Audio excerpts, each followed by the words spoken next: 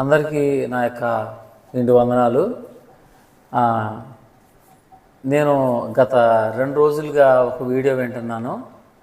ఆ వీడియో ఏంటంటే, ఒక ఆమెను ఎవరో ఒక పాస్టర్ గారు అన్యాయం చేశారని ఈ లలిత్ కుమార్ అంటే జనశక్తికి సంబంధించిన ఆయన, తర్వాత కరుణాకర్ సుగుణ వీళ్ళందరినీ కలిసిందంట ఆవిడ. నిజంగా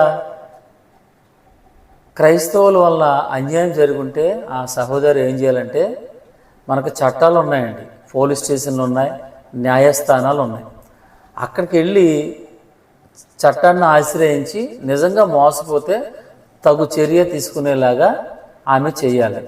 ఆమె ఎక్కడికి వెళ్ళిందంటే, మతోన్మాదంతో చెలరేగిపోతున్నటువంటి మతోన్మాదం దగ్గరికి వెళ్ళి, క్రైస్తవుల్లో ఉన్నటువంటి ఒక పాస్టర్ మాకు ఇలా చేశాడండి, ఆయన మంచివాడు కాదు, డాక్టర్ బిఆర్ అంబేద్కర్ గారు చెప్పారు.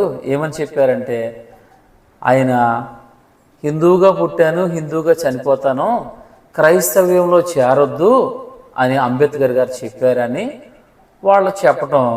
అలాగే ఈ కరుణాకరు, ఈ జనశక్తి అనేటువంటి ఈ లలిత్ కుమార్ వీళ్ళంతా కూడా చెప్తున్నారు. నిజంగా అంబేద్కర్ గారు చెప్పిన మాట మనం విందామండి.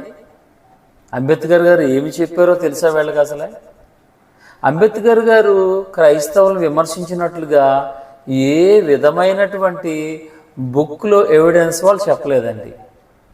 కనుక ఎవరైనా సరే ఎప్పుడైనా సరే సత్యాన్ని సత్యంగా ప్రకటించమని బైబిల్ చెబుతుంది. మత్తయి సువార్త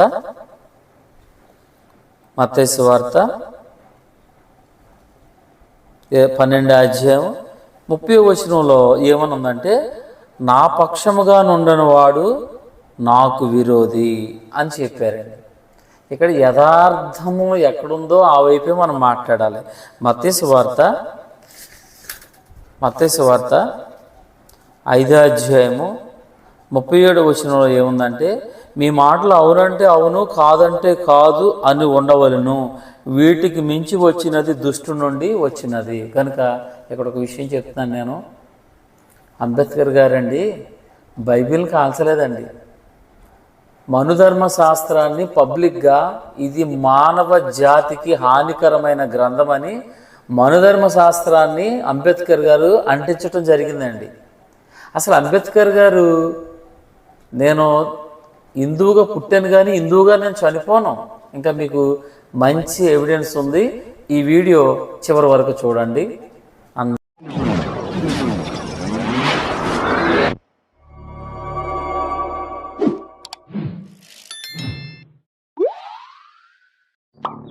కరెక్ట్గా తిప్పి చూస్తే, గట్టి కొడితే అంబేద్కర్ గారు ఏమంటారు?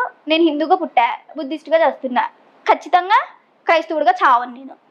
ఏంటి మాదికి ఇట్లాంటి వాళ్ళు క్రైస్తవులకి న్యాయం చేయాలని చెప్పి నుంచిన అంబేద్కర్ గారే, బాబు నేను క్రైస్తవుడిగా నేను చావును అంటే ఆయనకు అర్థమైపోయింది దీంట్లో ఎంత నీచం ఉంది, ఎంత నికృష్టం ఉంది అని చెప్పి. కానీ ఏంటంటే ఎదుటివాడికి అన్యాయం జరుగుతుంది, వాడు తొక్కేస్తున్నాడు వీడిని అని చెప్పి దాన్ని బట్టి ఆయన రాయడమే కానీ ఆయనకు కూడా అన్నీ తెలుసు అంట. కాబట్టే పోయే ముందు స్టేట్మెంట్ ఇది ఇచ్చి వెళ్ళాడు.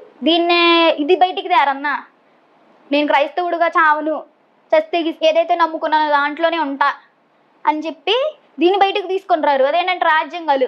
నేనే కాదు, నా శవం కూడా క్రైస్తవంలోకి చేరదు అని చెప్పి ఆయన కరాఖండిగా తెగేసి చెప్పారు.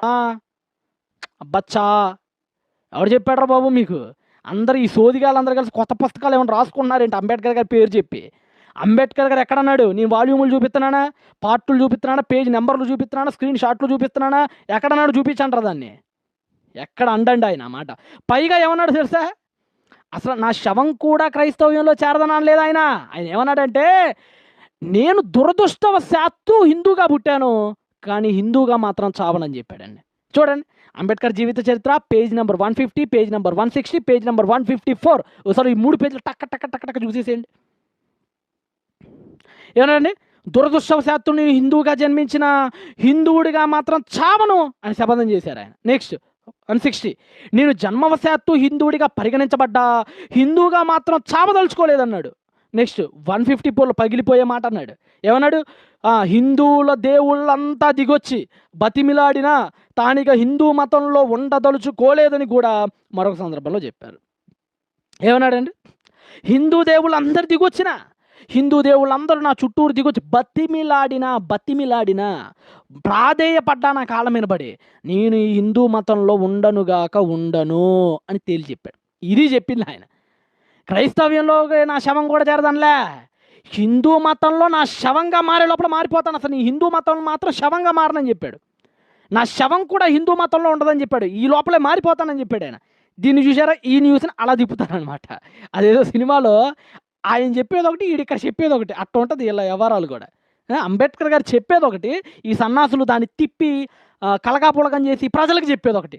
అరే బాబు, నేను పేజీ నెంబర్లు కూడా చెప్పా, 150, 160, 154 ఆధారాలు ఇచ్చా, నేను బుక్ పేర్లు చెప్తున్నా, నేను బుక్ స్క్రీన్ షాట్లు చూపిస్తున్నా. మీ బతుకులకి ఏదైనా ఆధారంతో మాట్లాడండి రా, ఆధారం లేకుండా సొల్లు కబుర్రు వాడకంటారు, సొల్లుగాలలారా. ఓకేనా? ఇకపోతే